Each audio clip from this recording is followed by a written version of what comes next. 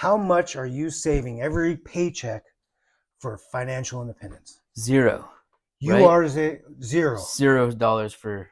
Oh, J-Dub, that's the wrong answer. Oh, That's the wrong answer. You want to save thousands of dollars from every paycheck. that was my whole Yeah, paycheck. your whole paycheck, so you can Okay, become financially independent. perfect. Today, we're going to talk about why we sock away some of every paycheck, ideally, in our opinions, Yeah, so we can someday become financially independent.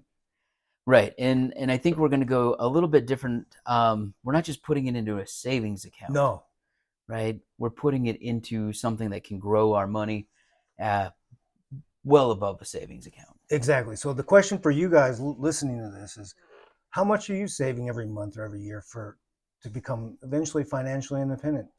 Are you doing it every paycheck?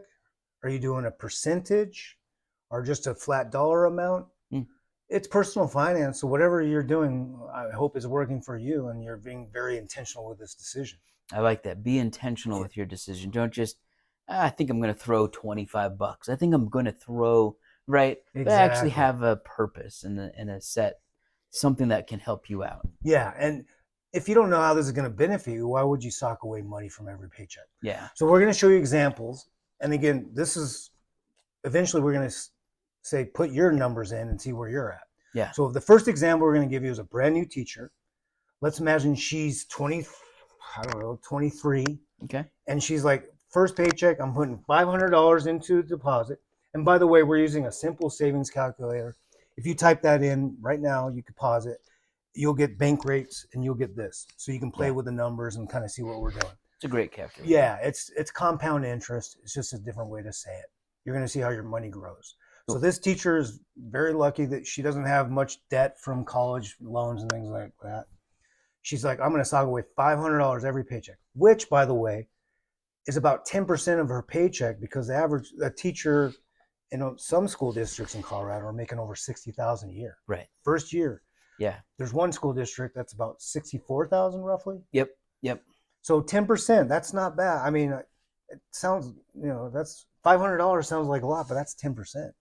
Yeah. That's, there's several other gurus out there that say 15 or Yeah, more, right? So 10%, I feel it's a pretty reasonable number. exactly. And common sense says if you do 15%, you're going to get to FI sooner. Yeah. If you do 20%, you're going to get to FI sooner. Yeah. So you pick the number or percentage that works for you.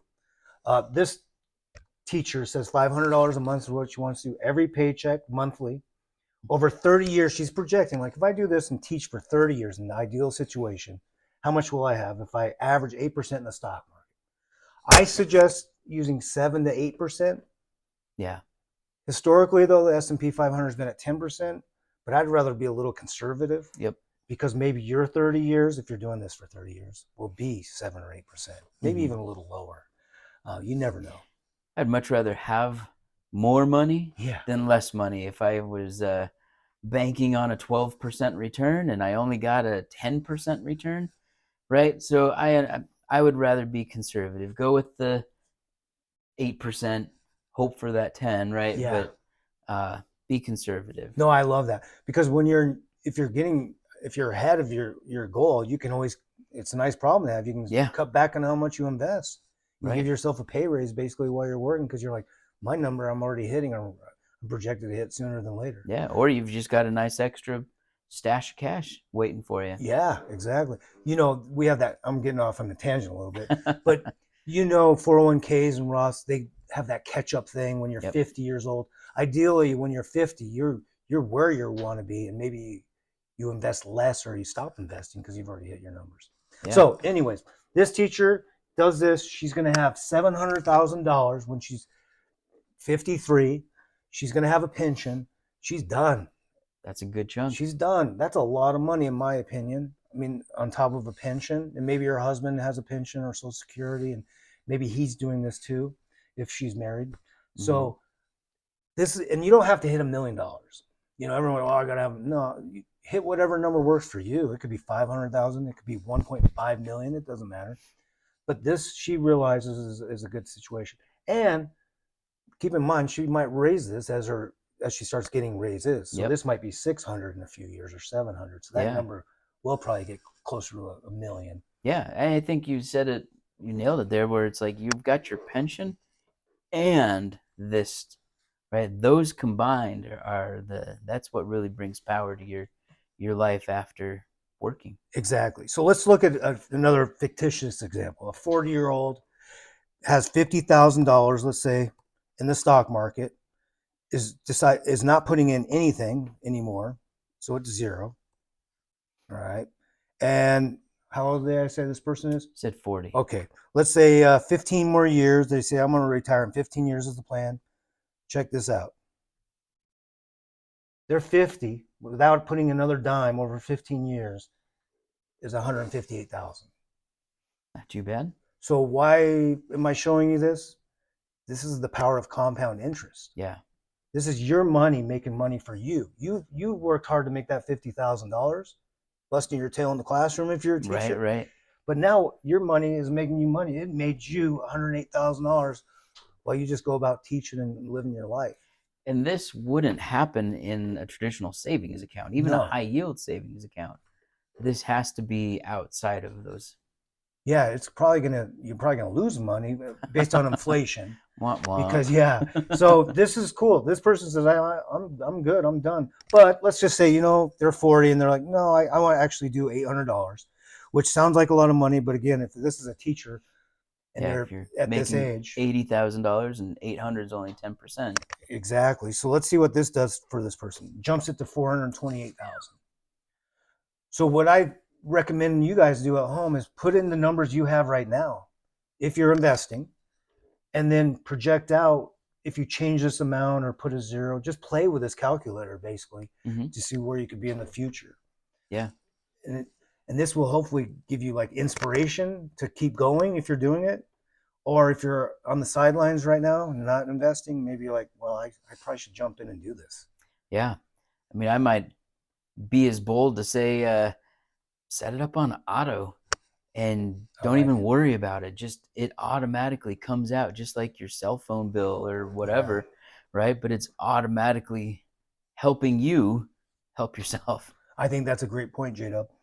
For years, when me and my wife have two boys, they're not young anymore. But when they were young and we were busy with two young boys and we were teaching and working and all this, we had it on autopilot.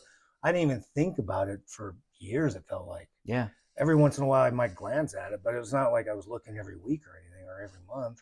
Right. It was just set it and forget about it. It was in good investments we believed, and all of a sudden we look at it later like, hey, we're a good path because we did what that previous teacher did, 50, 500, a certain amount every paycheck. So I love that. Yeah. Yeah. And once it becomes a habit and you don't even miss it anymore. It's just like, no, absolutely. I mean, think of how much money people pay for streaming services.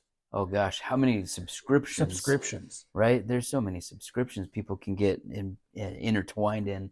And you might not even be using those services anymore, but you're not missing that money anymore, that $200 a month or whatever it might be. Yeah. So that's an example of it not working for you.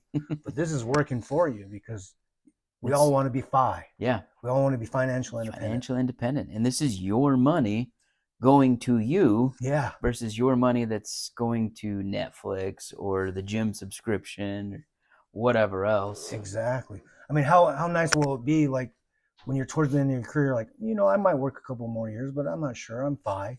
I still like my job, so maybe I'll teach or do whatever job you have for a couple more years. Yeah, you got options. Yeah, versus like, I got to keep going to get to 62 to get Social Security or whatever the case might be. Right, right.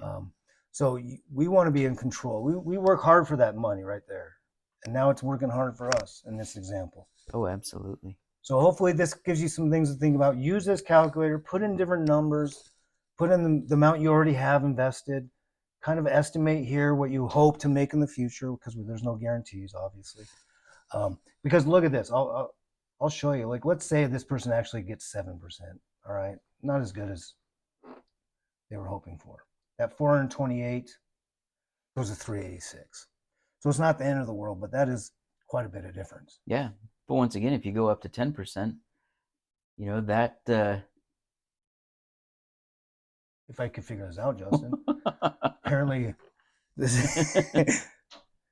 We will not edit that part out. We're leaving that in because Oh. I want you guys to know I'm not that smart. You don't have to be smart to do this. You just put your money in the stock market and it grows. That's right. So yeah, you're right, J-Dub. So if you did get that 10%, now you've got an extra 40 grand because wasn't it 480? No, I think it was, so. You got $500,000.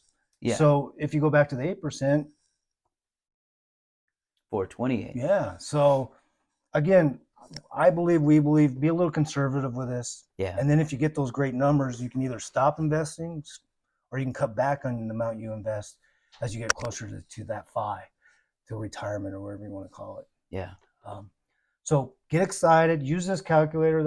There's other ones you can use, of course, and then see where your future could be based on how disciplined you are being by putting some of your money away for future fun, for future costs. Yeah. Other than that, that's perfect. Anything else? Nope.